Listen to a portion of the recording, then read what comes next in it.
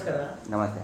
ಈಗ ಸೌಜನ್ಯ ಹೋರಾಟಕ್ಕೆ ಸಂಬಂಧಪಟ್ಟಾಗೆ ಒಂದಷ್ಟು ಜನ ಪ್ರಶ್ನೆ ಮಾಡ್ತಾ ಇದ್ದಾರೆ. ಯಾವ ರೀತಿ ಅಂತ ಹೇಳಿದ್ರೆ, ಬರೀ ಸೋಷಿಯಲ್ ಮೀಡಿಯಾದಲ್ಲಿ ಮಾತ್ರ ಮಾತಾಡ್ತಾ ಇದ್ದಾರೆ ಹೋರಾಟಗಾರರು. ಕೋರ್ಟಿಗೆ ಸಂಬಂಧಪಟ್ಟಾಗೆ ಯಾವುದೇ ಎವಿಡೆನ್ಸ್ ಅನ್ನು ಕೊಡ್ತಾ ಇಲ್ಲ. ಕಾನೂನಾತ್ಮಕವಾಗಿ ಯಾವುದೇ ರೀತಿಯ ಹೋರಾಟವನ್ನು ಕೂಡ ಮಾಡ್ತಾ ಇಲ್ಲ. ಬರೀ ರಾಜಕಾರಣಿಗಳನ್ನು ಬೈಯುವಂತದ್ದು, ಸರ್ಕಾರವನ್ನು ಬೈಯುವಂತದ್ದು, ಬೀದಿ ರಂಪಾಟ ಮಾಡುವಂತದ್ದು ಮಾತ್ರ ನಿಂತಿದೆ. ಸೌಜನ್ಯನಿಗೆ ನ್ಯಾಯ ಸಿಗ್ಬೇಕಾದ್ರೆ ಏನಾದ್ರೂ ಕೋರ್ಟಿಂದ ಮಾತ್ರ ಸಾಧ್ಯ, ಬೀದಿ ರಂಪಾಟದಿಂದ ಅಲ್ಲ. ಹಾಗಾಗಿ ಹೋರಾಟಗಾರರು ಯಾಕೆ ಕೋರ್ಟ್ಗೆ ಹೋಗ್ತಾ ಇಲ್ಲ ಅನ್ನುವಂತ ವಿಚಾರದಲ್ಲಿ ಪ್ರಶ್ನೆಯನ್ನು ಕೂಡ ಮಾಡ್ತಾ ಇದ್ದಾರೆ. ಏನ್ ಹೇಳಿದ್ದಾರೆ? ಸೌಜನ್ಯ ಪ್ರಕರಣದಲ್ಲಿ ಈಗ ಯಾರು ಈ ಥರ ಕೇಳ್ತಾ ಇದ್ದಾರಲ್ಲ, ಅದರಲ್ಲಿ ಎರಡು ವರ್ಗ ಇದೆ. ಒಂದು, ಬೇಕು ಅಂತಲೇ ಇಡೀ ಪ್ರಕರಣವನ್ನು ಮುಚ್ಚಿ ಹಾಕಿದಂತಹ ನಿಜವಾದ ಅಪರಾಧಿಗಳ ಅವರನ್ನು ಕಾಯ್ತಾ ಇರುವಂತಹ ನಕಲಿ ದೇವಮಾನವ ಅವರ ಕುಟುಂಬ. ಅವರು ಮಾತಾಡಿದ್ದನ್ನು ಹೌದು ಇರಬಹುದು ಅಂತೇಳಿ ಕೆಲವೊಂದಿಷ್ಟು ಜನಸಾಮಾನ್ಯರು ಕೂಡ ಕೇಳ್ತಾ ಇದ್ದಾರೆ, ಯಾಕೆ ಕೋರ್ಟಿಗೆ ಹೋಗ್ತಾ ಇಲ್ಲ ಅಂಥೇಳಿ. ಆದರೆ ಕಳೆದ ಒಂದು 8-10 ದಿನಗಳಿಂದ ಅನೇಕ ದಾಖಲೆಗಳು ಬಹಿರಂಗ ಆಗ್ತಾ ಇದೆ, ಸಾರ್ವಜನಿಕವಾಗಿ ಬಹಿರಂಗ ಆಗ್ತಾ ಇದೆ. ಏನು ಅಂತ ಹೇಳಿದರೆ, ಸೌಜನ್ಯ ಪ್ರಕರಣದ ಮರು ತನಿಖೆಗೋಸ್ಕರ ಮಹೇಶ್ ಶೆಟ್ಟಿ ತಿಮ್ರೋಡಿಯವರು 2012ರಿಂದಲೇ ಪ್ರಾರಂಭ ಮಾಡಿದ್ದಾರೆ ಈ ಹೋರಾಟ, ಇದಕ್ಕೆ ನ್ಯಾಯ ಸಿಗಬೇಕು ಅಂತೇಳಿ. ಸಂತೋಷ್ ರಾವ್ ನಿರಪರಾಧಿ ಆದ ಮೇಲೆ ಮರು ತನಿಖೆಗೆ ಆಗ್ರಹ ಬಹಳ ದೊಡ್ಡ ಮಟ್ಟದಲ್ಲಿ ಅದು ಶುರು ಆಯಿತು. ಈಗ ಮರು ತನಿಖೆ ಮಾಡಬೇಕು ಅಂತ ನಾವು ಹೇಳೋಕ್ಕಾಗೋದಿಲ್ಲ, ಅದನ್ನು ಪೊಲೀಸ್ ಇಲಾಖೆನೇ ಹೇಳಬೇಕಾಗತ್ತೆ, ಪೊಲೀಸ್ ಇಲಾಖೆಯ ಸಂಸ್ಥೆಗಳು ಹೇಳಬೇಕಾಗತ್ತೆ. ಹಾಗಿದ್ರೆ ಅವು ಹೇಳಿಲ್ವಾ? ಖಂಡಿತ ಹೇಳಿದೆ. ಆದರೆ ಅದು ಹೇಳಿದ್ದನ್ನು ದಾಖಲೆಗಳನ್ನು ಮುಚ್ಚಿಟ್ಟಿದ್ದಾರೆ. ಯಾವ್ಯಾವ ದಾಖಲೆಗಳನ್ನು ಮುಚ್ಚಿಟ್ಟಿದ್ದಾರೆ ಅನ್ನೋದನ್ನು ನಿಮ್ಮ ಗಮನಕ್ಕೆ ತರ್ತೇನೆ. ಕೃಪೆ ಒಂದನೇದ್ದು ದಿ ಫೈಲ್ ಅಂತೇಳಿ ಜಿ ಮಹಾಂತೇಶ್ ಅವರು RTI ಮುಖಾಂತರ ಅವರು ಹೊರಗಡೆ ತೆಗೆದಿದ್ದಾರೆ. ಆನಂತರ ನಮ್ಮ ಜಯಂತ್ ಟಿ ಅವರು RTI ಮುಖಾಂತರ ತಗೊಂಡಿದ್ದಾರೆ. ಶ್ರೀಯುತ MR ಬಾಲಕೃಷ್ಣ ಅವರು RTI ಮುಖಾಂತರ ಮಾಹಿತಿಗಳನ್ನು ಹೊರಗಡೆ ಬಹಿರಂಗ ಮಾಡಿದ್ದಾರೆ. ಅದರ ವಿವರಣೆಯನ್ನು ಕೊಡ್ತೀನಿ.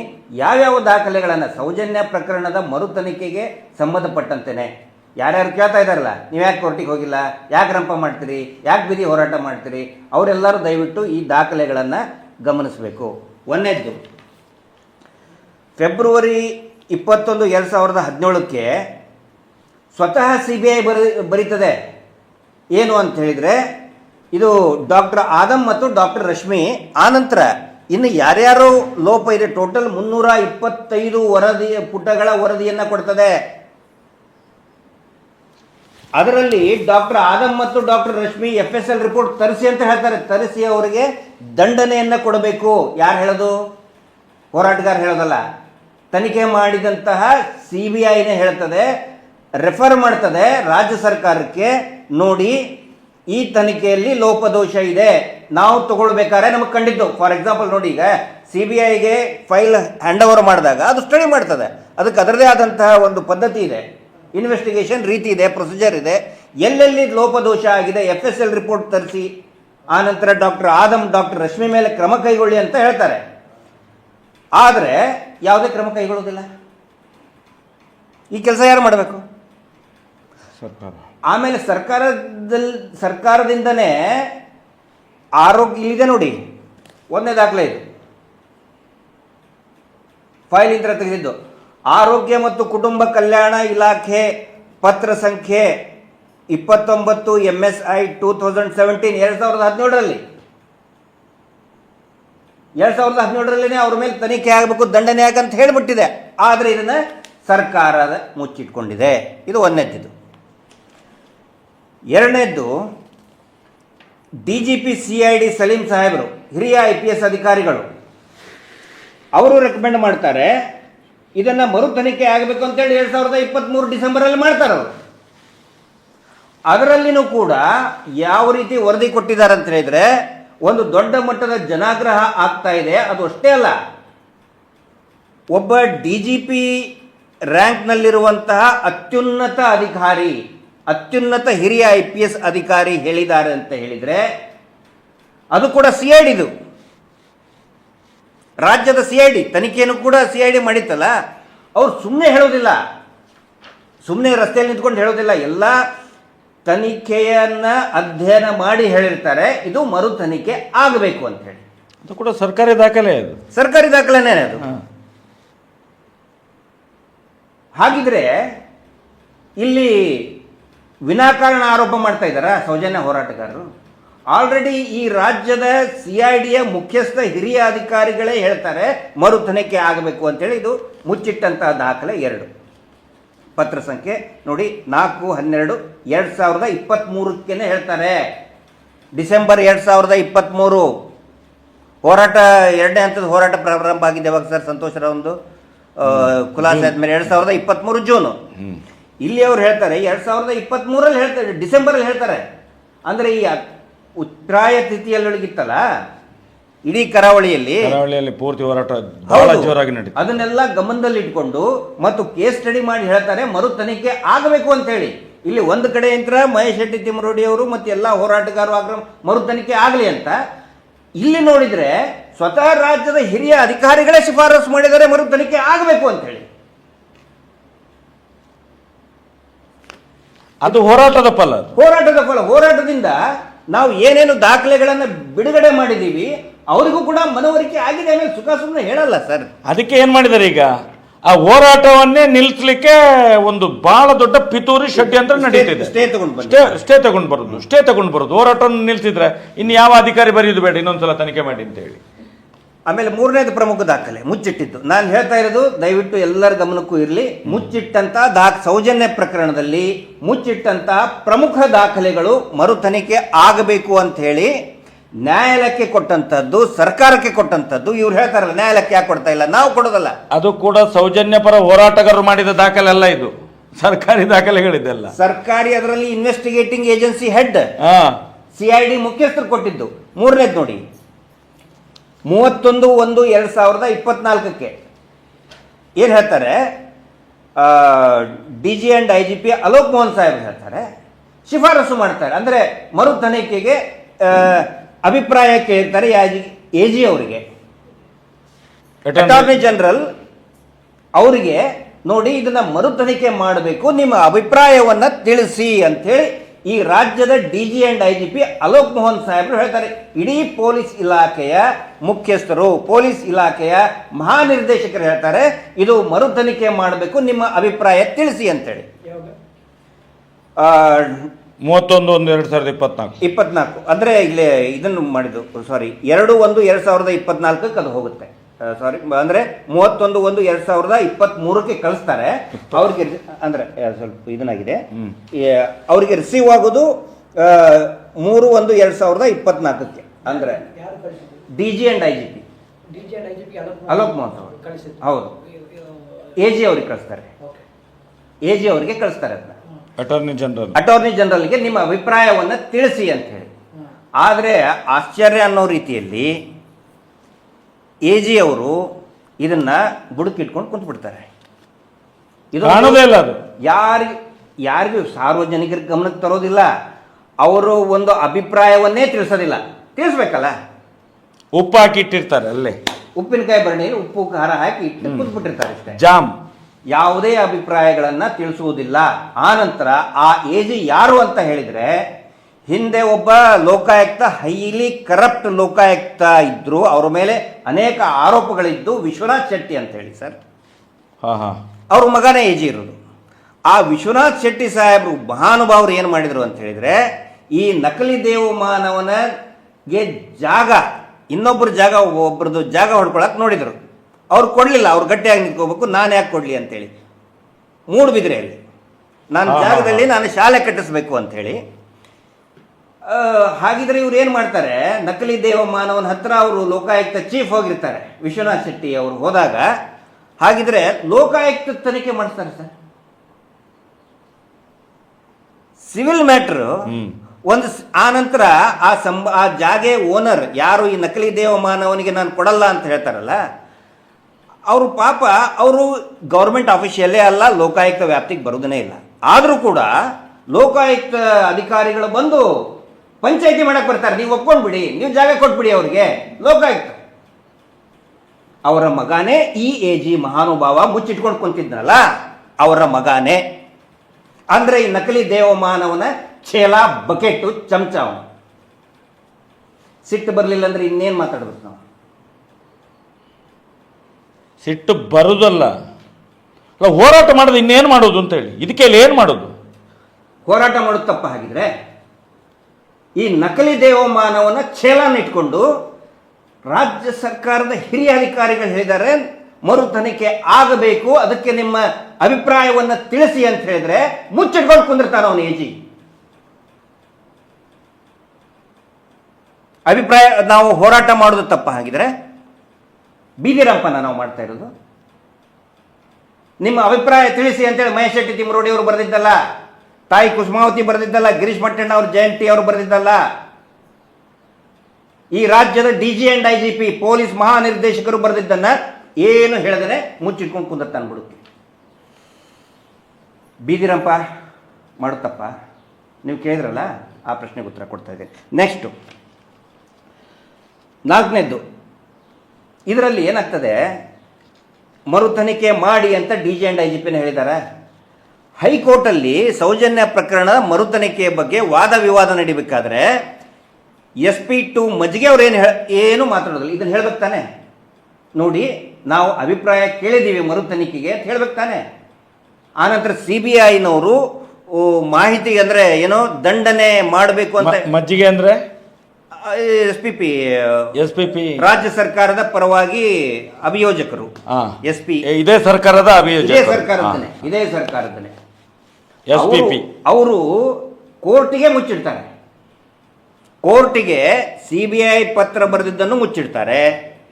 ಇದೇ ರಾಜ್ಯದ DG and IGP ಸಾಹೇಬರು ಮರು ತನಿಖೆಗೆ ಅಭಿಪ್ರಾಯ ಕೇಳಿದ್ದನ್ನು ಮುಚ್ಚಿಡ್ತಾರೆ. ಕೋರ್ಟಿಗೆ, ಹೈಕೋರ್ಟಿಗೆ ಮುಚ್ಚಿಡ್ತಾರೆ. ಹಾಗಾದ್ರೆ ರಾಜ್ಯ ಸರ್ಕಾರದ ಇಷ್ಟು ದೊಡ್ಡ ಹುದ್ದೆಯಲ್ಲಿರುವಂತ SPP ಕೆಲಸ ಇದೆ ಮುಚ್ಚಿಡೋದೇ ಕೆಲಸ ಸರ್. ಇಷ್ಟಲ್ಲ, ನೀವು ಇದ್ರಿ, ನಮ್ಮ ಸುಬ್ರಹ್ಮಣ್ಯ ಹಂಡ್ಗೆ ಅವರಿದ್ರು, ಕುಡ್ಲಾ ರಾಂಪೇಜ್ ಇದ್ರು, ಸಂಚಾರಿ ಸ್ಟುಡಿಯೋ ಮತ್ತು ಇನ್ನೂ ಎಲ್ಲ ಪ್ರಮುಖರು ಕೋರ್ಟ್ ಹಾಲ್ನಲ್ಲಿ ಇದ್ವಿ ನಾವು.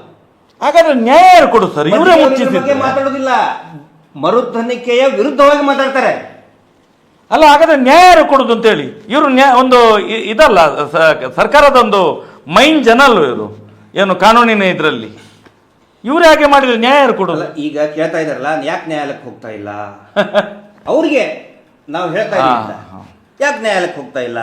ನ್ಯಾಯಾಲಯದಲ್ಲಿ ಸಂತ್ರಸ್ತೆಯ ಪರವಾಗಿ ಇರಬೇಕಾದಂತಹ ಪ್ರಾಸಿಕ್ಯೂಷನ್ ಡಿಪಾರ್ಟ್ಮೆಂಟೇ ಈ ನಕಲಿ ನಿಜವಾದ ಅತ್ಯಾಚಾರಿಗಳ ಛೇಲಾಗಿ ವರ್ತಿಸ್ತಾ ಇದ್ದಾರೆ. ಅವರು ಬಕೆಟ್ ಆಗಿ, ಅವರು ಚಮಚಾಗಿರಿ ಮಾಡ್ತಾ ಇದ್ದಾರೆ. ಇನ್ನೇನಂತ ಹೋಗ್ಬೇಕು? ಆಲ್ರೆಡಿ ಅಧಿಕಾರಿಗಳು, ತನಿಖಾ ಸಂಸ್ಥೆನೇ ಹೇಳಿಬಿಟ್ಟಿದೆ ಇದು ಮರು ತನಿಖೆ ಆಗಬೇಕು. CID DGPನೇ ಹೇಳಿದ್ದಾರೆ. ಅವರೇ ಹೇಳೋದು ಅವರೇ ಮುಚ್ಚಿಸಿಡುದು, ಅವರೇ ಹೇಳೋದು ಅವರೇ ಮುಚ್ಚಿಸಿಡುದು. ಒಳ್ಳೆ ಕೆಲಸ ಅಲ್ವಾ ಇದು? ಕೋರ್ಟಿಗೆ ಮುಚ್ಚಿಟ್ಟಂತೂ. ಇನ್ನೊಂದು 5ನೇದು sir, very important, acquittal committee. Acquittal committee ಸಲುವಾಗಿ ನಾವು 6ನೇ ತಾರೀಕಿಗೆ ದೊಡ್ಡ ಮಟ್ಟದ ಪ್ರತಿಭಟನೆಯನ್ನು ಇಟ್ಕೊಂಡಿದ್ವಿ. ಅದಕ್ಕೆ ಏನೋ ಒಂದು ಪಿಳ್ಳೆ ನೆವ ಅಂತ ಹೇಳಿ ಯಾವುದೋ ಒಂದು ಸುಳ್ಳು ಚಾಟನ್ನು, ಫೇಕ್ ಚಾಟನ್ನು ತೋರಿಸಿ 6ನೇ ತಾರೀಕಿನ ಪ್ರತಿಭಟನೆಯನ್ನು ಸ್ಟೇ ತಗೊಂಡು ಬಂದಿದ್ದಾರೆ. ಅವಾಗ ನಮ್ಮ ಉದ್ದೇಶ ಏನಿತ್ತು, ಅಕ್ವಿಟಲ್ ಕಮಿಟಿ ಮಾಡಬೇಕು ಮತ್ತು ರಾಜ್ಯದ ಹೆಣ್ಣು ಮಕ್ಕಳ ಸುರಕ್ಷತೆಗಾಗಿ ಸೌಜನ್ಯ ಹೆಸರಿನಲ್ಲಿ ಒಂದು ಹೆಲ್ಪ್ಲೈನ್ ಮಾಡಬೇಕು ಅಂತ ಇತ್ತು. ಅಕ್ವಿಟಲ್ ಕಮಿಟಿನೂ ಕೂಡ ಯಾವ ರೀತಿ ಮುಚ್ಚಿಟ್ಟಿದ್ರು ನೋಡಿ, ಅದು ಕೂಡ ದಾಖಲೆಗಳನ್ನು ಈಗಾಗಲೇ ನಾವು ಬಿಡುಗಡೆ ಮಾಡಿದ್ದೀವಿ. ಕೃಪೆ ನಮ್ಮ ಹಿರಿಯ ನ್ಯಾಯವಾದಿಗಳಾದಂತಹ MR ಬಾಲಕೃಷ್ಣ ಅವ್ರದ್ದು ಆಲ್ರೆಡಿ ಹೇಳಿದ್ದೀವಿ ನೋಡಿ. ಅದನ್ನು ಕೂಡ ಮುಚ್ಚಿಟ್ಟಿದ್ದಾರೆ, ಸಾರ್ವಜನಿಕರಿಂದ ಮುಚ್ಚಿಟ್ಟರು. ಹಾಗಾದ್ರೆ ಇಷ್ಟು ಮುಚ್ಚಿಟ್ಟ ಅಧಿಕಾರಿಗಳ ಅನಾಮಿಕರಲ್ಲ ಇವರೆಲ್ಲ? ಅನಾಮಿಕರಲ್ಲ ಸರ್, ಸರ್ಕಾರದ ಸಂಬಳ ತಿನ್ನೋರೆ, ಜನಸಾಮಾನ್ಯರ ಟ್ಯಾಕ್ಸ್ ತಗೋತಾರೆ, ಅವರೇ ಮುಚ್ಚಿಟ್ಟಿದ್ದಾರೆ. ಇದೆಲ್ಲ ಈಗ ನೀವು ಹೇಳ್ತಿರುವಂತ ಎಲ್ಲಾ ಪ್ರಕರಣಗಳನ್ನು ಮುಚ್ಚಿಟ್ಟವರು ಸರ್ಕಾರದ ನಮ್ಮ ಟ್ಯಾಕ್ಸಿನ ಸಂಬಳ ತಿನ್ನುವಂತ ಅಧಿಕಾರಿ ವರ್ಗದವರೇ ಇದನ್ನ ಮಾಡೋದು. ನನಗನ್ಸುತ್ತೆ ಸಂತೋಷ್ ರಾವ್ ಹೇಳಿರೋದಕ್ಕೆ ಮುಚ್ಚಿಟ್ಟಿದ್ದಾರೆ. ಯಾಕಂದ್ರೆ ಅದರಿಂದ ಬಚಾವ್ ಆಗೋದು ಅವನಲ್ಲ. ಸಂತೋಷ್ ರಾವ್ ಜನ ಅರ್ಥ ಮಾಡ್ಕೊಳ್ಳಿ, ಅತ್ಯಾಚಾರಿಗಳ ಆರೋಪ ಇರೋದು ಅವನು ಅಂತ ಹೇಳಿ. ಯಾಕಂದ್ರೆ ಸಂತೋಷ್ ರಾವ್ ಅಷ್ಟು ಪವರ್ಫುಲ್ ಅಲ್ಲ. ಈ ಚಾದಂಗಡಿಯಲ್ಲಿ, ಸಣ್ಣ ಚಾದಂಗಡಿಯಲ್ಲಿ ಕಪ್ಪು ಬಸ್ಸಿ ತುಳಿಯುವಂತ ಸಂತೋಷ್ ರಾವ್ AG ವರದಿ ಮುಚ್ಚಿಡ್ತಾರೆ, CBI ಕೊಟ್ಟಂತ ಶಿಫಾರಸನ್ನು ಮುಚ್ಚಿಡ್ತಾರೆ, ADGP DGP ವರದಿ ಮುಚ್ಚಿಡ್ತಾರೆ. ಸಂತೋಷ್ ರಾವ್ ಕಪ್ಪು ಬಸಿ ತೊಳೆಯುವಂತಹ ಹೋಟೆಲ್ನಲ್ಲಿ ತೊಳೆಯುವಂತಹ ಸಂತೋಷ್ ರಾವ್ ಅಷ್ಟು ಪವರ್ಫುಲ್. ನೆಕ್ಸ್ಟ್ ನೋಡಿ, ಇದು ಅಕ್ವಿಟಲ್ ಕಮಿಟಿಯಲ್ಲಿ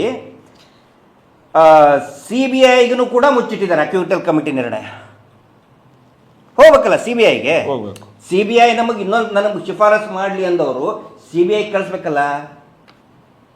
CBIಗೂ ಮುಚ್ಚಿಟ್ರು, ಸಾರ್ವಜನಿಕರಿಂದ ಮುಚ್ಚಿಟ್ರು, ಎಲ್ಲಕ್ಕಿಂತ ಮುಖ್ಯವಾಗಿ ಅರ್ಜಿದಾರರು ಸಂತ್ರಸ್ತೆಯ ಕುಟುಂಬಕ್ಕೂ ಮುಚ್ಚಿಡೋದೇ ಇವ್ರದ್ದು ಕೆಲಸ ಅಲ್ಲ. ಒಂದು ಸರ್ ಸಂತೋಷ್, ಈಗ ಅರ್ಜಿದಾರರಿಗೆ ಅವ್ರು ನೋಟಿಸ್ ಕೊಡ್ಲಿಕ್ಕೆ ಪಾಪ ಅವರು ಇಲ್ಲಿ ಇಲ್ಲ, ಪಾಪ ಅವ್ರು ಹೋಗೇ ಆಗಿದೆ.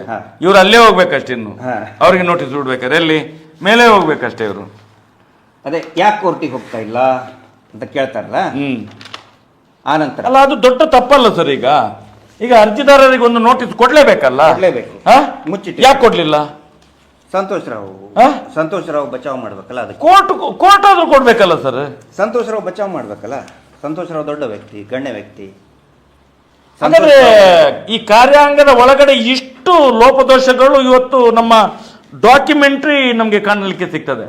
ನಾವು ಪ್ರತಿಯೊಂದನ್ನು ಬಹಿರಂಗ ಮಾಡ್ತಾ ಇದ್ದೀವಿ. ನಮ್ಮ ಕೆಲಸ ಏನು, ಹೋರಾಟಗಾರರ ಕೆಲಸ ಏನು, ಎಲ್ಲೆಲ್ಲಿ ಲೋಪದೋಷ ಆಗಿದೆ ಅಂತೇಳಿ ಹೋರಾಟದ ಈ ತನಿಖಾ ಲೋಪದೋಷ. ಅಲ್ಲ ಸರ್, ಈ ಲೋಪದೋಷಗಳನ್ನು ಸರಿ ಮಾಡೋದು ಯಾರು ಸರ್? ಹಾಗಾದ್ರೆ ಸರ್ಕಾರ ಮಾಡಬೇಕು, ಸಂಬಂಧಪಟ್ಟಂತ ನ್ಯಾಯಾಲಯ ಮಾಡಬೇಕು. ನಾವು ಮಾಡಕ್ಕಾಗುದಿಲ್ಲ. ನಾವು ಜನಸಾಮಾನ್ಯರ ಪರವಾಗಿ ನಾವು ಮಾಡ್ಲಿಕ್ಕೆ ನಮ್ಮನ್ನು ಹೋರಾಟ ನೋಡಿ, ನಾವೆಲ್ಲಿಂದ ಮಾಡಬೇಕು? ಜನಸಾಮಾನ್ಯರನ್ನು ಒಟ್ಟು ಕೂಡಿ ನ್ಯಾಯ ಕೇಳಬೇಕು, ಬೀದಿಗೆ ಇಳಿಬೇಕು. ಅದನ್ನೆಷ್ಟೇ ಮಾಡ್ತಾರಲ್ಲ, ಅದಕ್ಕೆ ಯಾವ ರೀತಿ ಉತ್ತರ? ಈಗ ಹೇಗೆ ಸರ್ ಇದನ್ನು ಅತ್ಯಾಚಾರ ಮಾಡ್ಕೊಂಡೇ ಇರ್ಲಿ ಅಂತ ಹೇಳಿ ಬಿಡುವುದಾ? ಇನ್ನು ಯಾರು ಅತ್ಯಾಚಾರ ಮಾಡಿದ್ರು ಅವರ ಹೆಣ್ಮಕ್ಳನ್ನ ಇದೇ ರೀತಿ ಅತ್ಯಾಚಾರ ಮಾಡ್ತಾನೆ ಇರ್ಲಿ ಅಂತ ಬಿಡುವುದಾ ನಾವು? ಇದನ್ನಾಗಾದ್ರೆ ಕೇಳಲಿಕ್ಕೆ ಇಲ್ವಾ? ಮಾಧ್ಯಮಗಳು ಪ್ರಶ್ನೆ ಮಾಡಬೇಕು ಸರ್. ಮಾಧ್ಯಮ ಎಲ್ಲಿ ಮಾಡ್ತಾರೆ? ಟಿವಿ ಚಾನೆಲ್ಗಳಿದಾವಲ್ಲ, ಏನ್ ಮಾಡ್ತಾ ಇದೆ? ನಮಗೆ ತಿಳುವಳಿಕೆ ಹೇಳ್ತಾರಲ್ಲ, ಕೋರ್ಟಿಗೆ ಹೋಗ್ರಿ, ಮುಚ್ಚಿದಲ್ಲ ಕೋಟೆಯಲ್ಲಿ ಹೋಗ್ರಿ. ಹಾಗಾದ್ರೆ ಬಡವರಿಗೆ ಈ ದೇಶದಲ್ಲಿ ನ್ಯಾಯ ಇಲ್ವೋ ಸರ್? ಹಾಗಾದ್ರೆ ಸಾಮಾನ್ಯ ಜನಗಳ ಹೆಣ್ಮಕ್ಳು ಸತ್ರೆ ಇದೇ ರೀತಿ ಅಧಿಕಾರಿ ವರ್ಗ, ಪೊಲೀಸ್ ಇಲಾಖೆ, CBI, COD, CID, ರಾಜಕೀಯ ಎಲ್ಲ ಸೇರ್ಕೊಂಡು ಎಲ್ಲ ನುಂಗಿ ನೀರು ತಿಂದು ಈ ಪ್ರಕರಣವನ್ನೇ ಮುಗಿಸಿಬಿಡುವುದು. ಹಾಗಾದ್ರೆ ಇನ್ನು ನೋಡಿ, ನಾನೊಂದು ಹೇಳ್ತೇನೆ. ಮೊನ್ನೆ ಒಂದು ಒಳ್ಳೆ ಲಾಯರ್ ಹತ್ರ ಮಾತಾಡಿದೆ ನಾನು. ಅವರೇ ಹೇಳ್ತಾರೆ, ನಾನು ಪಾಪದ ಲಾಯರ್, ನಾನು ಇನ್ನೊಂದು ನನ್ನ ಕ್ಲೈಂಟಿನ ಒಂದು ಕೇಸ್ ತಗೊಂಡು ನನಗೆ ಕೋರ್ಟಿಗೆ ಹೋಗ್ಲಿಕ್ಕೆ ಆಗುದಿಲ್ಲ, ನನಗೆ ಹೆದರಿಕೆ ಆಗ್ತಾ ಉಂಟು. ಯಾಕಂದ್ರೆ ಎದುರುಗಡೆ ದೊಡ್ಡ ಪಾರ್ಟಿ ಇದೆಲ್ಲ ದುಡ್ಡು ಕೊಡುವ ಬಂದ್ರೆ ಉಂಟಲ್ಲ, ದುಡ್ಡಿನವ ಬಂದ್ರೆ ನಮ್ಮ ಕೇಸನ್ನು ತೆಗೆದು ಬಿಸಾಡ್ತಾರೆ. ಇದೇ ರೀತಿ ಈಗ ಸೌಜನ್ಯನ ಕೇಸ್ ಆದಾಗೆ ನಮ್ಗೆ ಈಗ ಹೆದರಿಕೆ ಆಗ್ತದೆ, ಹೇಗೆ ಕೋರ್ಟಿಗೆ ಹೋಗುದು ಅಂತ ಹೇಳ್ತಾರೆ ಅವರು. ಇದರ ಪರಿಣಾಮ ಇದೆಲ್ಲ. ನ್ಯಾಯಾಲಯ ಅಂತ ಹೇಳಿದ್ರೆ ದುಡ್ಡಿದ್ದವರು ಪರವಾಗಿನೇ ಆಗತ್ತೆ ಅನ್ನೋ ರೀತಿ ಎಲ್ಲರಿಗೂ ಕೂಡ. ಹಾಗಾದ್ರೆ ಪಾಪದವ್ರು ಹಾಗಾದ್ರೆ ಬದುಕುದು ಹೇಗೆ ಸರ್? ಅಲ್ಲ, ನಮ್ದೇನು ನೋಡಿ, ನೀವು ಬರ್ದಂಥದ್ದಲ್ಲ, ನಾನು ಬರ್ದಂತಲ್ಲ, ಜಯಂತ ಅವರು ನಮ್ಮ ಮಾಧ್ಯಮದವರು ಬರ್ದಂಥದ್ದಲ್ಲ, ಸರ್ಕಾರವೇ ಕೊಟ್ಟ ದಾಖಲೆಗಳು. ಇದೆಲ್ಲ ಫ್ರಾಡ್, ಫೇಕ್. ನಮ್ಮ ಎಲ್ಲ ವ್ಯವಸ್ಥೆಗಳಿಂದ ಬಂದಂತ ಈ ದಾಖಲೆಗಳು. ಒಂದು ಕಡೆಯಿಂದ ಮಾಡಿ ಅಂತ ಹೇಳೋದು, ಮತ್ತೊಂದು ಕಡೆಯಿಂದ ಮುಚ್ಚಿಸುವುದು, ಮತ್ತೊಂದು ಕಡೆಯಲ್ಲಿ ಬೆಂಕಿ. ನಿಮ್ಗೆ ಗೊತ್ತಿದೆ, ಕ್ಲೀನ್ ಆಗಿ ಗೊತ್ತಿದೆ.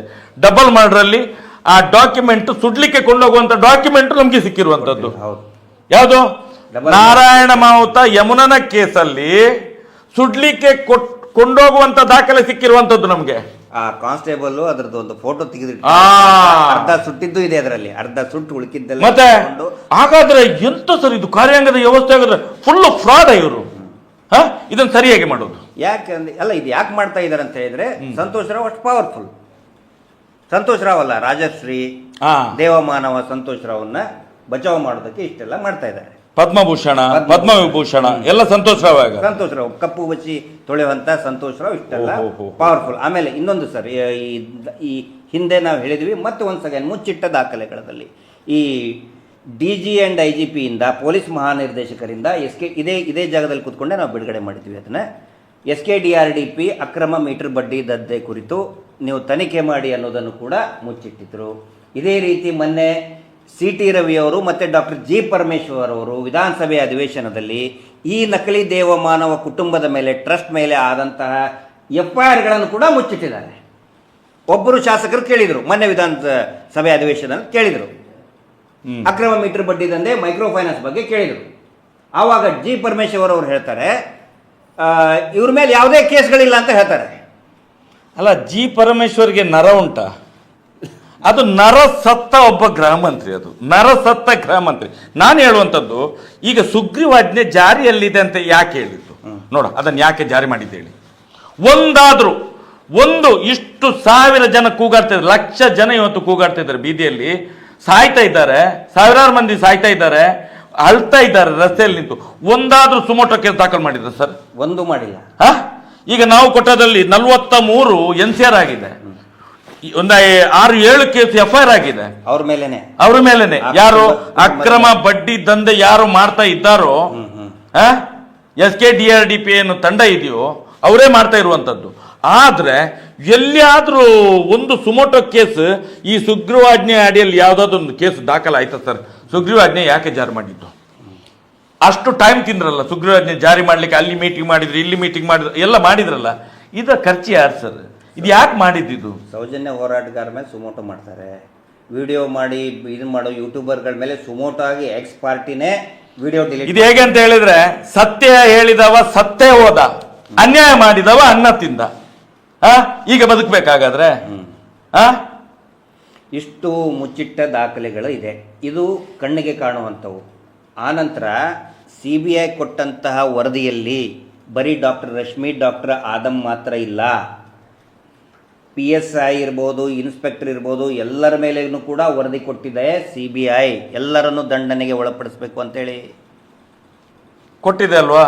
ಈಗ ನಾವು ಕೇಳೋದು, ಈಗ ನೋಡಿ, ರಶ್ಮಿ ಅವರು ಮೊನ್ನೆ ಒಂದು ಕೇಸ್ ಮಾಡಿದ್ರು, ನಮ್ಮ ಮೇಲೂ ಮಾಡಿದ್ದಾರೆ, ನಿಮ್ಮ ಮೇಲೆ ಮಾಡಿದ್ದಾರೆ, ಪ್ರಸನ್ನಕ್ಕನ ಮೇಲೆ ಮಾಡಿದ್ದಾರೆ, ನಮ್ಮ ಮೇಲೆ ಸಹ ಮಾಡಿರ್ಬೇಕು. ಏನು ಮಾನ ನಷ್ಟ ಮೊಕದ್ದಮೆ. ಹಾಗಾದ್ರೆ ಅವ್ರ ಮೇಲೆ ದಂಡನೆಗೆ ಅವತ್ತು ಯಾರು ಆದೇಶ ಮಾಡಿದ್ದು ಸರ್? 2017ರಲ್ಲಿ ಯಾರು ಆದೇಶ ಮಾಡಿದ್ದು?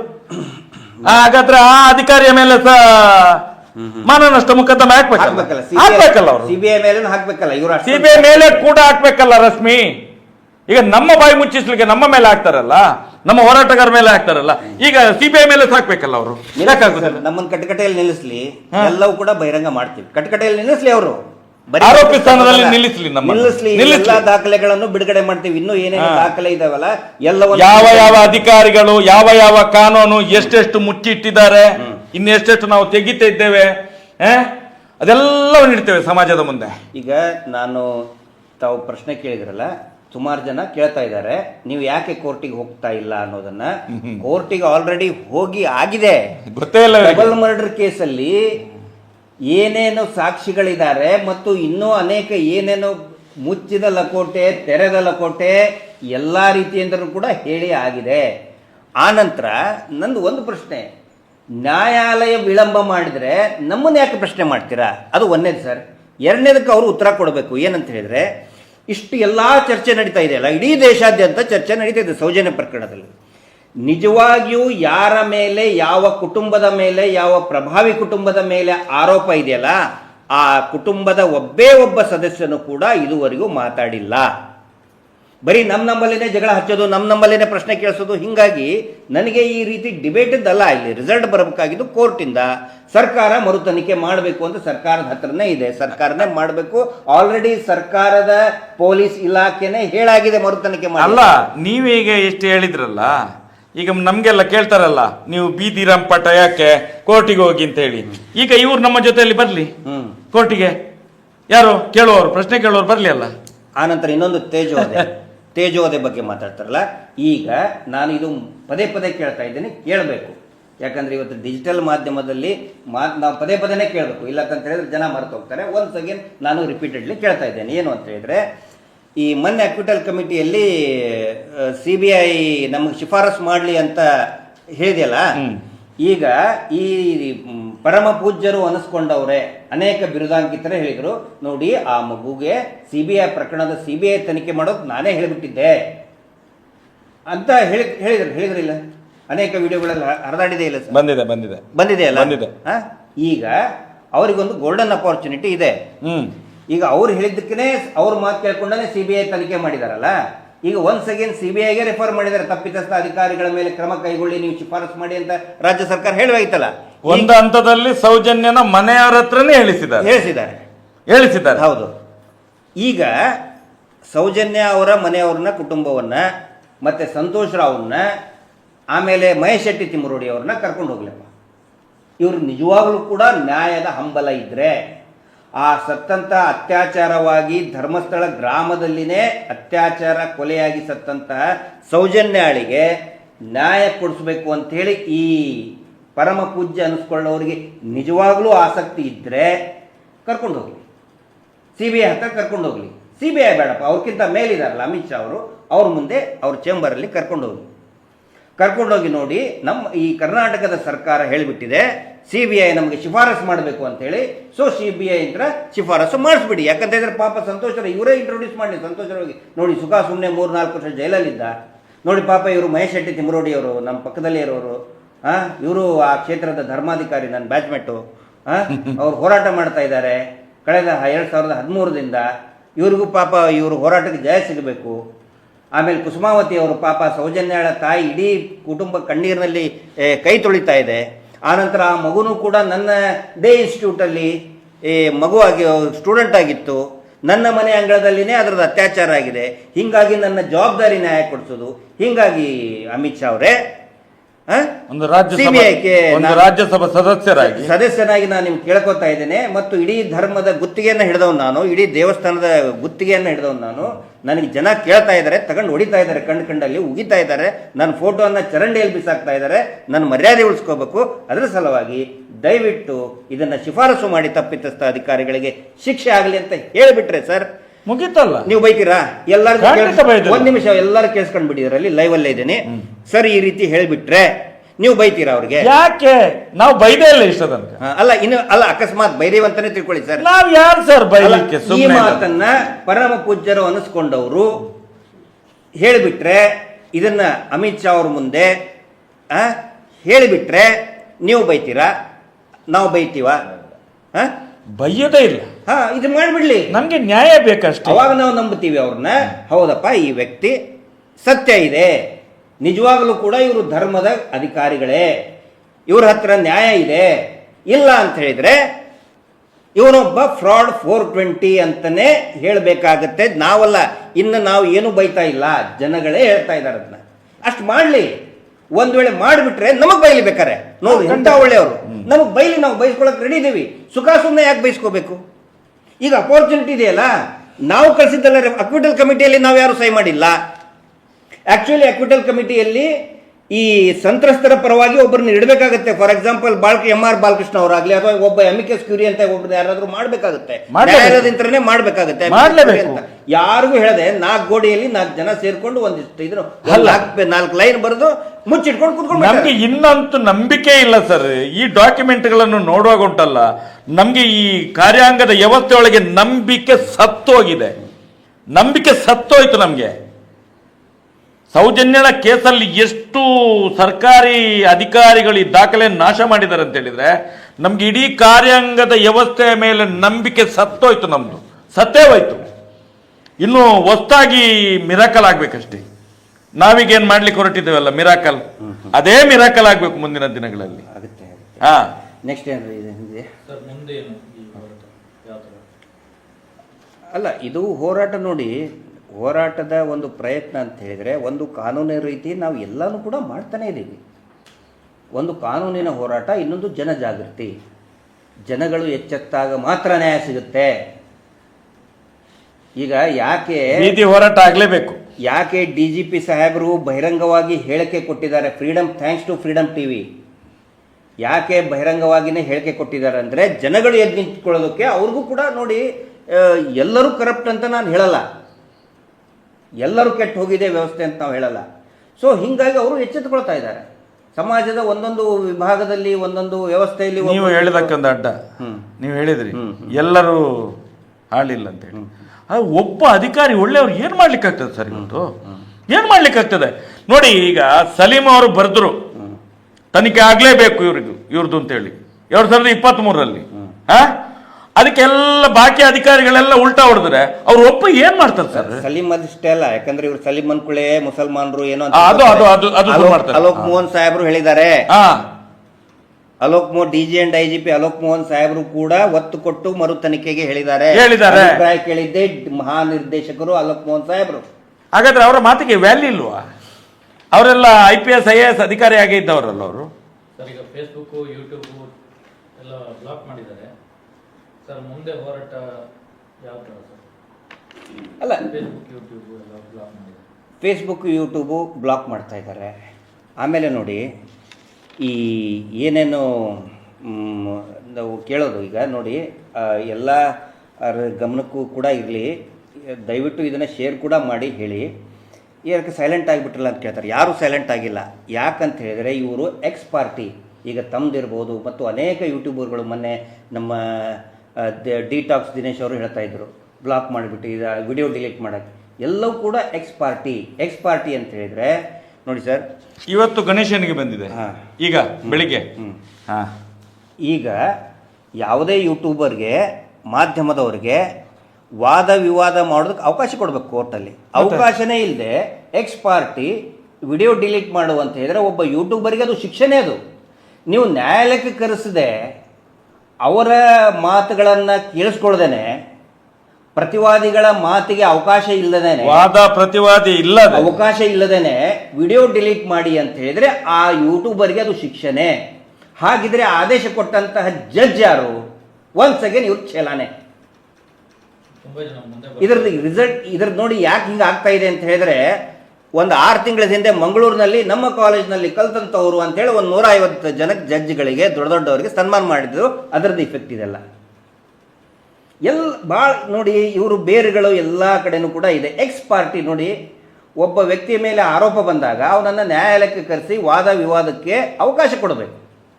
ಅದು ಕೊಡಲಾರ್ದೇ ನೀವು ವಿಡಿಯೋ ಡಿಲೀಟ್ ಮಾಡಿ ಅಂತ ಹೇಳೋದು, ಅದು ಆ ವ್ಯಕ್ತಿಗೆ, ಆ ಯೂಟ್ಯೂಬರಿಗೆ ಒಂದು ಶಿಕ್ಷಣ. ಎಕ್ಸ್ ಪಾರ್ಟಿ ಇದು ಸಂವಿಧಾನ ವಿರೋಧಿ, ಕಾನೂನು ವಿರೋಧಿ ಕೆಲಸವನ್ನ ಕಾನೂನಿನ ನ್ಯಾಯಾಲಯದಲ್ಲಿ ಇರುವಂತ ನ್ಯಾಯಾಧೀಶರೇ ಮಾಡ್ತಾ ಇದ್ದಾರೆ. ಅಲ್ಲ ಸರ್, ಕಾನೂನು ವಿರೋಧಿ. ನಿಮ್ಮ ಹತ್ರ ಒಂದು ಪ್ರಶ್ನೆ, ಇದಕ್ಕೆಲ್ಲ ಇಂಥವ್ರ ಮೇಲೆ ಕೇಸ್ ಮಾಡಿದ್ರೆ ನಮ್ಗೇನಾದ್ರು ನಮ್ಮನ್ನು ಗಲ್ಲಿಗೆ ಏರಿಸ್ಲಿಕ್ಕೆ ಆಗ್ತದ? ಹೇಳ್ತಾರೆ. ಅಲ್ಲ ಹೇಳಿದ್ ನಾನು ಹೇಳಿದ್ದು, ಗಲ್ಲಿಗೆ ಏರಿಸ್ಲಿಕ್ಕೆ ಆಗ್ತದ? ನಮ್ಮನ್ನು ಕೊಲೆ ಮಾಡ್ಲಿಕ್ಕೆ ಆಗ್ತದಂತ ಕೇಳುದು. ನನಗೆ ಗೊತ್ತಿಲ್ಲ ಅದು. ಯಾಕಂತ ಹೇಳಿದ್ರೆ ನೀವೊಂದು ಪೊಲೀಸ್ ಇಲಾಖೆಯಲ್ಲಿ ಕೆಲಸ ಮಾಡಿದಂತ ಅಧಿಕಾರಿಗಳು, ನೀವು ಸಹ ಎಕ್ಸ್ ಆದ್ರೆ ಸಹ ಇದಕ್ಕೆಲ್ಲ ಗಲ್ಲಿಗೆ ಏರ್ಸಕ್ ಆಗೋದಿಲ್ಲ. ಅಲ್ಲ ಕೇಳಿದ್ರು ನಾನು.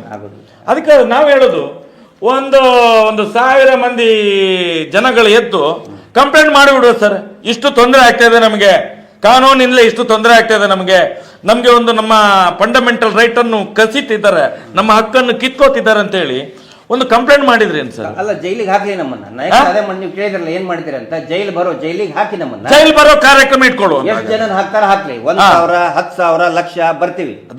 ಅದು ನಾವು ಒಂದು ಕರೆ ಕೊಟ್ರೆ ಈಗ ಉಂಟಲ್ಲ, ಅದು ಮತ್ತೆ ಇಲ್ಲಿ ಕರ್ನಾಟಕ ರಾಜ್ಯದ ಜೈಲುಗಳಲ್ಲಿ ತುಂಬಿಸ್ಲಿಕ್ಕೆ ಆಗ್ಲಿಕ್ಕೆ ಸಾಧ್ಯ ಇಲ್ಲ ಇವರಿಂದ. ಜೈಲು ಕಟ್ಸಕ್ ಟೆಂಡರ್ ಕರಿಬೇಕು. ಇನ್ನು ತುಂಬಾ ಕೆಲಸ ಇದೆ, ತುಂಬಾ ಕೆಲಸ ಇದೆ. ನಾನು ಅದಕ್ಕೆ ಹೇಳುವಂತದ್ದು, ಇದನ್ನು ಮಾಡ್ಲೇಬೇಕು ಸರ್ ನಾವು. ಇದು ಇದೇ ರೀತಿ ಆಗ್ತಾ ಹೋದ್ರೆ 13 ವರ್ಷ ಆಯ್ತು ಸರ್, ಇನ್ನೆಷ್ಟು ಕಾಯೋದು ಇದನ್ನು? ನಾವು ಪ್ರಾಣ ಕೊಡ್ಲಿಕ್ಕೆ ತಯಾರಾಗಬೇಕು. ಇಲ್ಲ ಅದೇ ಅತ್ಯಾಚಾರ ಯಾರು ಅಂತ ಹೇಳಿ ಈ ಕಾನೂನು ವ್ಯವಸ್ಥೆ ಹೇಳ್ಬೇಕು. ಅದನ್ನು ಇದನ್ನು ಮಾಡ್ಲೇಬೇಕು ಸರ್ ನಾವು. ಇಷ್ಟು ಅಂದರೆ ಜನಗಳ ಮುಂದೆ ಏನೇನು ವಾಸ್ತವತೆ ಇದೆ ತೆರೆದಿಡುವಂಥ ಪ್ರಯತ್ನವನ್ನು ನಾವು ಮಾಡ್ತಾ ಇದ್ದೀವಿ. ಇನ್ನೊಂದು ನಮ್ದೊಂದು ನಮ್ದು ವಿನಂತಿ ಏನು ಅಂತ ಹೇಳಿದ್ರೆ, ಇವತ್ತು ಈ ದೇಶದಲ್ಲಿ ಒಂದು ದೊಡ್ಡ ಮಟ್ಟದ ಈ ದೇಶಕ್ಕೆ ಒಂದು ಗಂಡಾಂತರವೇ. ಮೊನ್ನೆ ಪಹಲ್ಗಾಮಲ್ಲಿ ಆದಂಥ ಒಂದು ಘಟನೆ, ನಮ್ಮ ಸಂಬಂಧಿಕರೇ ಅಲ್ಲಿ ಸತ್ತಿದ್ದಾರೆ. 28 ಮಂದಿ ಅಂತ ಹೇಳಿದ್ರೆ ಎಲ್ಲ ನಮ್ಮ ರಕ್ತವನ್ನು ಹಂಚಿಕೊಂಡದ್ದು. ಜಾತಿ ಯಾವುದು ಇರಲಿ ಏನಿರಲಿ ಅದು ಗೊತ್ತಿಲ್ಲ ನಮಗೆ. ಆದರೆ ಇವತ್ತು ಮಾನನೀಯ ಮೋದಿಜಿಯವರೊಂದು ಒಳ್ಳೆಯ ತೀರ್ಮಾನವನ್ನು ತಗೊಂಡಿದ್ದಾರೆ. ಏನು ಆವತ್ತಿನ ದಿನಗಳಲ್ಲಿ ಏನು ಎಲ್ಲರ ಸಿಂಧೂರವನ್ನು ಅಳಿಸಿದಂಥ ಜನರಿಗೆ ಸಿಂಧೂರ ಅನ್ನುವಂಥ ಹೆಸರು ಇಟ್ಟೆ ಇವತ್ತು ಟಾರ್ಗೆಟ್ ಮಾಡಿ ಅಲ್ಲಲ್ಲಿ ಹೊಡಿತಾ ಇದ್ದಾರಲ್ಲ, ಇದು ಶ್ಲಾಘನೀಯ.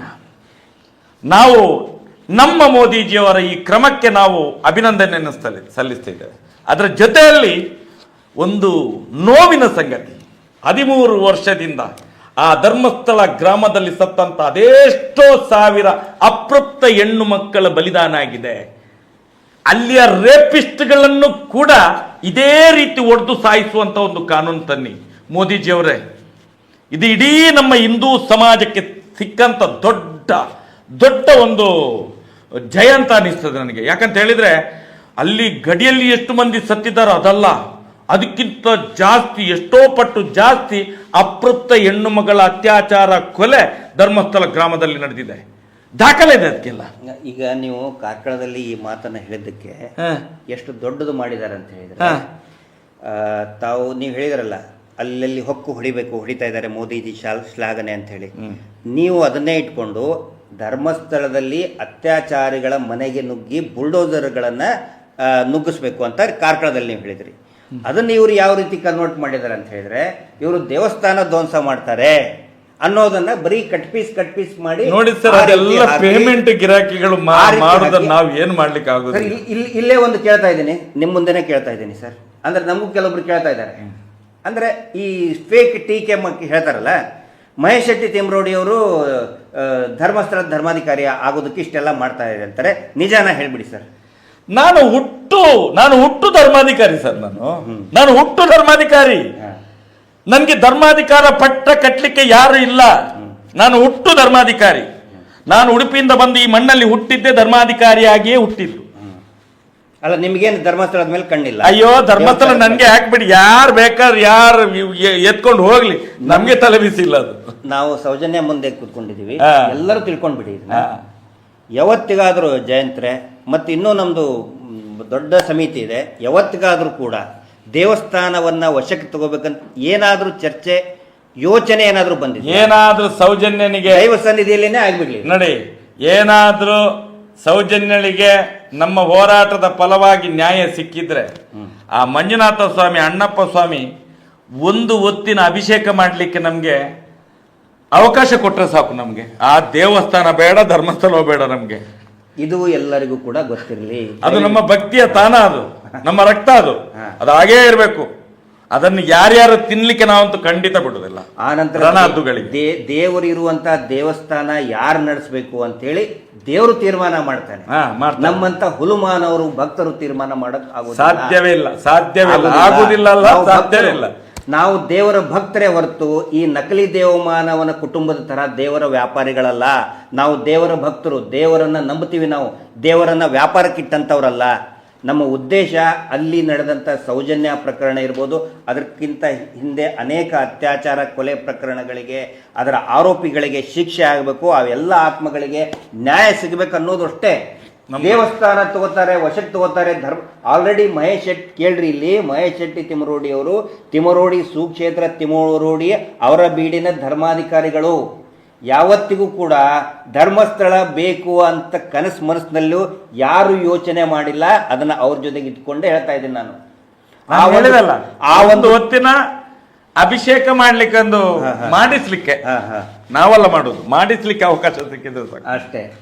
ಇದು ಎಲ್ಲರಿಗೂ ಕೂಡ ಗೊತ್ತಿರಲಿ.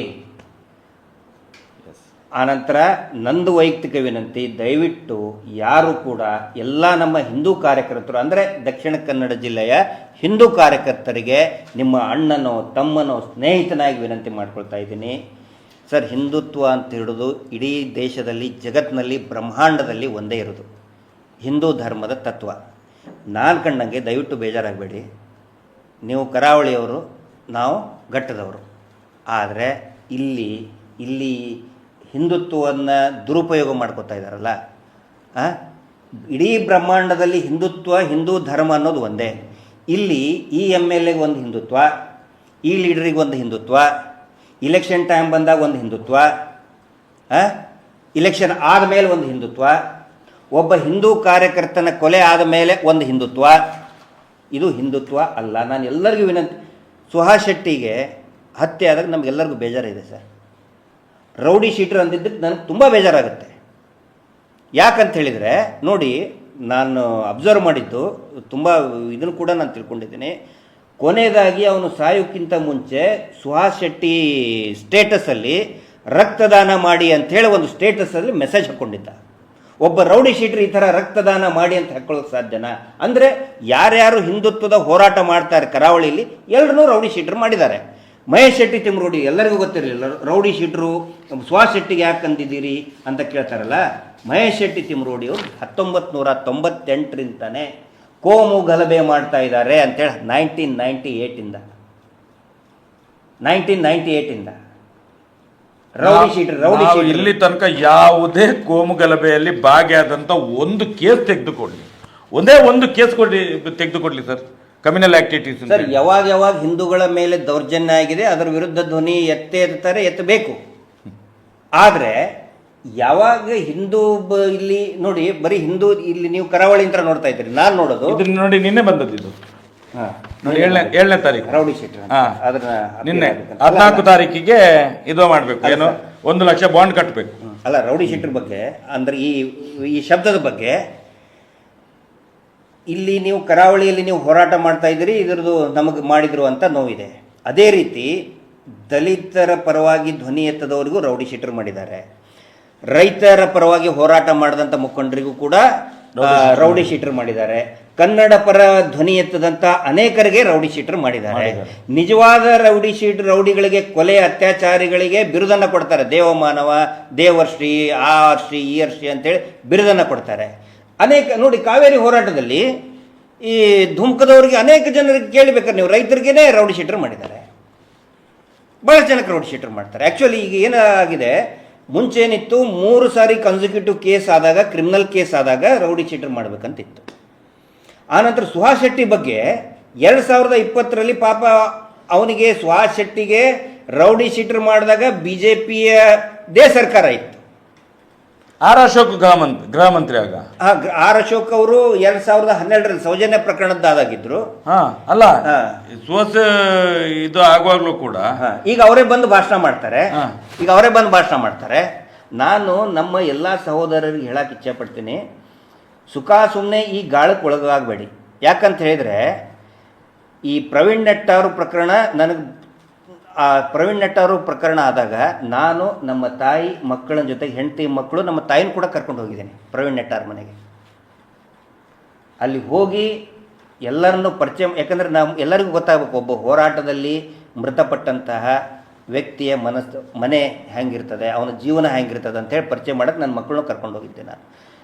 ಪ್ರವೀಣ್ ನೆಟ್ಟ ಅವರು ಟೋಟಲಿ ಇನೋಸೆಂಟ್. ಅದರಲ್ಲಿ ಸುಖ ಸುಮ್ಮನೆ ಅವನನ್ನು ಕೊಂದು ಹಾಕಿದರು. ಪ್ರವೀಣ್ ನೆಟ್ಟಾರ್ ಎಷ್ಟು ಇನೋಸೆಂಟು, ಫಾಜಿಲ್ ಕೂಡ ಅಷ್ಟೇ ಇನೋಸೆಂಟ್.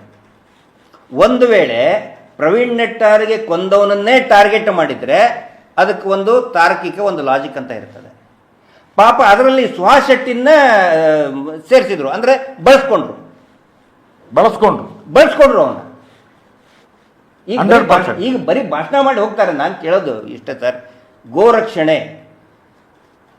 ಯಾವುದು ನಮ್ಮ ಉತ್ತರ ಪ್ರದೇಶ ಅಮೇಥಿ ಸೋದರಲ್ಲ, ಯಾರು ಸ್ಮೃತಿ ಇರಾನಿ ಅವ್ರದ್ದೊಂದು ಇದನ್ನಿದೆ, ಏನೋ ರೆಸ್ಟೋರೆಂಟ್ ಇದೆ ಗೋವಾದಲ್ಲಿ, ಸಿಲಿ ಸೋಲ್ಸ್ ಅಂತ. ಅವ್ರು ಯಾಕೆ ಸೋಲ್ತರು ಅನ್ನೋದು ಸ್ವಲ್ಪ ಇಲ್ಲಿಯ ಗೋರಕ್ಷಣೆ ನಮ್ಮ ಕಾರ್ಯಕರ್ತರಿಗೆ ಗೊತ್ತಾಗಲಿ ಅಂತ ಹೇಳ್ತಾ ಇದ್ದೇನೆ. ಇದಕ್ಕೂ ಏನು ಸಂಬಂಧ, ಸ್ಮೃತಿ ಇರಾನಿ ಅವ್ರಿಗೆ ಇದಕ್ಕೆ ಏನು ಸಂಬಂಧ ಅಂತೇಳಿ. ಅವ್ರದ್ದೊಂದು ರೆಸ್ಟೋರೆಂಟ್ ಇದೆ ಗೋವಾದಲ್ಲಿ, ಸಿಲಿ ಸೋಲ್ಸ್ ಅಂತ. ಅವ್ರ ಮಗಳು ನೋಡ್ಕೊತಾ ಇದ್ರು. ಲೈಸೆನ್ಸ್ ಇಲ್ದೇ, ಎಕ್ಸೈಸ್ ಲೈಸೆನ್ಸ್ ಇಲ್ದೇ ಆ ರೆಸ್ಟೋರೆಂಟ್ ನಡೆಸ್ತಾ ಇದ್ದಾರೆ ಅಂತೇಳಿ ಅಲಿಗೇಷನ್ ಆಯಿತು. ಅಲ್ಲಿ ಹೋಗಿ ನೋಡಿದರೆ ಆ ರೆಸ್ಟೋರೆಂಟ್ನಲ್ಲಿ ಬೀಫ್ ಮೆನು ಇದೆ. ಬೀಫ್ ಅಂತ ಹೇಳಿದರೆ ಗೋಮಾಂಸದಿಂದ ತಯಾರು ಮಾಡಿದ ಅಡಿಗೆಯ ಮೆನು, ಖಾದ್ಯ ಬೀಫ್ ಮೆನು. ಯಾರ್ದು? ಸ್ಮೃತಿ ಇರಾನಿ. ಯಾರು ಸ್ಮೃತಿ ಇರಾನಿ? BJPಯ ಕೇಂದ್ರ ಸಚಿವರ ಟಾಪ್ ಮೋಸ್ಟ್ ಲೀಡರ್. ರೆಸ್ಟೋರೆಂಟ್ ಯಾರ್ದು? ಸ್ಮೃತಿ ಇರಾನಿ ಮಗಳು. ಎಲ್ಲಿ? ಗೋವಾದಲ್ಲಿ. ಆ ಗೋವಾಕ್ಕೆ ಸರ್ ಒಂದು ನಿಮಗೆ ಹೇಳ್ತೇನೆ, ನಮ್ಮ ಹುಬ್ಬಳ್ಳಿ ಧಾರವಾಡದಲ್ಲಿ ಯಾವ ರೀತಿ ಪರಿಸ್ಥಿತಿ ಇದೆ. ಅನೇಕ ಹಿಂದೂ ಕಾರ್ಯಕರ್ತರು, ಬಜರಂಗ ದಳದವರು ಗೋವಾಕ್ಕೆ ಲಾರಿ ಹೋಗೋದನ್ನು, ಅಕ್ರಮ ಸಾಗಾಟ ಮಾಡೋದನ್ನು ನಿಲ್ಲಿಸೋದಕ್ಕೆ ಅನೇಕ ಬಜರಂಗ ದಳದ ಕಾರ್ಯಕರ್ತರ ಮೇಲೆ, ಹಿಂದೂ ಕಾರ್ಯಕರ್ತರ ಮೇಲೆ ಕೇಸ್ ಆಗಿದೆ. ಗೋವಾಕ್ಕೆ ಹೋಗೋದನ್ನು ತಡೆದಿದ್ದಕ್ಕೆ. ಅದರಲ್ಲಿ ಯಾರು ನಮ್ಮ ಗುಡಿಗೇರಿ ಬೂದಿ ಬಸವರಾಜ್ ಅಂತೇಳಿ, ಬಸವರಾಜ್ ಬೂದಿಹಾಳ ಅಂತೇಳಿ, ಇಷ್ಟು ಚೆನ್ನಾಗಿ ಮಾತಾಡ್ತಿದ್ದ ಅವನು, ಪ್ರಖರ ಹಿಂದುತ್ವವಾದಿ. ಅವನ ಮೇಲೆ 54 ಕೇಸ್ ಆದವು. 54 ಕೇಸ್ ಆದವು. ಕೊನೆಗೆ ಪಾಪ ಅವನಿಗೆ ಟ್ರೀಟ್ಮೆಂಟ್ಗೆ ಖರ್ಚಿದ್ದಿಲ್ಲ. ನಾವು ಮತ್ತೆ ಪ್ರಮೋದ್ ಮುತಾಲಿಕರು ಕೊಡ್ತಾ ಇದ್ವಿ. ಪ್ರಮೋದ್ ಮುತಾಲಿಕರು ಒಬ್ಬರೇ ಅಟೆಂಡ್ ಮಾಡ್ತಿದ್ರು. ಅವನ ಭಾಷಣಕ್ಕೆ ಎಷ್ಟೋ ಸಾವಿರಾರು ಜನ ಬರೋರು, ಎಷ್ಟೋ ಜನ MLAಗಳಾಗಿದ್ದಾರೆ, MP ಗಳಾಗಿದ್ದಾರೆ, ಒಬ್ಬರೂ ಬರಲಿಲ್ಲ. ಈಗ ನಾನು ಕೇಳೋದಿಷ್ಟೇ, ಗೋರಕ್ಷಣೆ ಮಾಡಬೇಕಂತ ಕೇಸ್ ಹಾಕೊಂಡವರು ಬಜರಂಗ ದಳವರು, ಅದರಲ್ಲಿ BJP ಕಾರ್ಯಕರ್ತರಿದ್ದಾರೆ, ವಿಶ್ವ ಹಿಂದೂ, ಅದರ ಪೂರ್ತಿ ಇಡೀ ಒಂದು ಪರಿವಾರದ. ಆದರೆ ಗೋಮಾಂಸದ ಬೀಫ್ ರೆಸ್ಟೋರೆಂಟ್ ನಡೆಸ್ತಾ ಇದ್ದಿದ್ದು BJPಯ ಕೇಂದ್ರ ಸಚಿವೆ, ಮಗಳ ಹೆಸರಲ್ಲಿ, ಮಗಳೇ ಇದ್ದಿದ್ದಲ್ಲಿ ನೋಡಿ. ದಯವಿಟ್ಟು ಮಂಗಳೂರಿನ, ದಕ್ಷಿಣ ಕನ್ನಡದ ಎಲ್ಲ ನಮ್ಮ ಹಿಂದೂ ಸಹೋದರರು ತಿಳ್ಕೊಬೇಕು ಇದನ್ನ. ಆ ಉತ್ತರ ಪ್ರದೇಶದ ಅಮೇಥಿಯಲ್ಲಿ ಈ ಸಾರಿ ಯಾರು ಸ್ಮೃತಿ ಇರಾನಿನ ಸೋತಿತ್ತು, ಹಿಂದೂ ಕಾರ್ಯಕರ್ತರೇ ಸೋಲಿಸಿತ್ತು. ಕಾಂಗ್ರೆಸ್ನವ್ರು ಸೋಲಿಸಲಿಲ್ಲ. ಅವ್ರನ್ನ ಸೋಲಿಸೋದಕ್ಕೆ ರಾಹುಲ್ ಗಾಂಧಿ ಬಂದು ನಿಲ್ಲಿಲ್ಲ, ಒಬ್ಬ ಸಾಮಾನ್ಯ ಕಾರ್ಯಕರ್ತ ನಿಲ್ಲಿಸಿ ಕಾಂಗ್ರೆಸ್ ಸೋಲಿಸಿದ್ದಲ್ಲ. ಯಾಕಂತ ಹೇಳಿದ್ರೆ ನಾವು ಇಲ್ಲಿ ಗೋರಕ್ಷಣೆಗೆ ಹೋರಾಟ ಮಾಡಿ ಕೇಸ್ ರಿಜಿಸ್ಟರ್ ಮಾಡ್ಕೊತಾ ಇದ್ದೀವಿ, ಅಪಮಾನ ತಿಂತಾ ಇದ್ದೀವಿ. ನೀವು ಹೋಗಿ ಗೋವಾದಲ್ಲಿ ಅಲ್ಲಿ ಅದರದ್ದು ಮಾರಾಟ ಮಾಡ್ತಾ ಇದ್ರಿ, ಆ ಸೊಕ್ಕು ಮುರಿಯೋದ್ರ ಸಲ ಸೋಲ್ತಿದ್ರು. ಅದಕ್ಕೆ ನಾನು ಎಲ್ಲಾ ಸಹೋದರರಿಗೆ ವಿನಂತಿ ಮಾಡ್ಕೊತಾ ಇದ್ದೀನಿ, ದಯವಿಟ್ಟು ನೀವು ಇನ್ನೊಬ್ಬರಿಗೆ ಬಳಕೆ ಆಗಬೇಡಿ. ನೀವು ಬಳಕೆ ಆಗ್ತಾ ಇದ್ರಿ, ನಿಜವಾಗ್ಲೂ ಹಿಂದುತ್ವ ಪ್ರತಿಪಾದನೆ ಮಾಡಬೇಕಾ, ಬನ್ನಿ ಸೌಜನ್ಯ ಹೋರಾಟಕ್ಕೆ. ಸರ್, ಕೊಲೆಗಳನ್ನು ಮಾಡಿ ಧರ್ಮ ಸಂರಕ್ಷಣೆ ಮಾಡ್ಲಿಕ್ಕೆ ಆಗ್ತದೆ? ಅಲ್ಲ ಸರ್, ಅಲ್ಲ ನೋಡಿ, ನಾನು ಅದನ್ನು ಕೂಡ ಹೇಳ್ತಾ ಇದ್ದೀನಿ. ನಾನು ಮನವೊಲಿಕೆಯ ಅದೇನಂತಾರೆ ಅಪೀಸ್ಮೆಂಟ್ ಕೆಲಸ ನಾನು ಮಾಡೋದಿಲ್ಲ. ಇವತ್ತಿನ ಮುಸ್ಲಿಮರ ಮನವೊಲಿಕೆ ಕೆಲಸ ಮಾಡಿಲ್ಲ. ಹಿಂದೂ ಹೆಣ್ಮಕ್ಳನ್ನ ಓಡಿಸ್ಕೊಂಡು ಹೋಗ್ತಾರ, ವಿರೋಧ ಮಾಡೇ ಮಾಡ್ತೀನಿ, ನಾನು ಮಾಡೇ ಮಾಡ್ತೀವಿ. ಗೋಹತ್ಯೆ ಮಾಡ್ತಾರ, ವಿರೋಧ ಮಾಡೇ ಮಾಡ್ತೀವಿ. ನಾವು ಅದನ್ನ ಮನವೊಲಿಸೋ ಕೆಲಸ ಮಾಡೋದಿಲ್ಲ, ಅಪೀಸ್ಮೆಂಟ್ ಕೆಲಸ ನಾವು ಮಾಡೋದಿಲ್ಲ. ಆದರೆ ಬಳಸ್ಕೊಳ್ತಾ ಇದಾರಲ್ಲ ನಮ್ಮ ಕಾರ್ಯಕರ್ತರನ್ನ.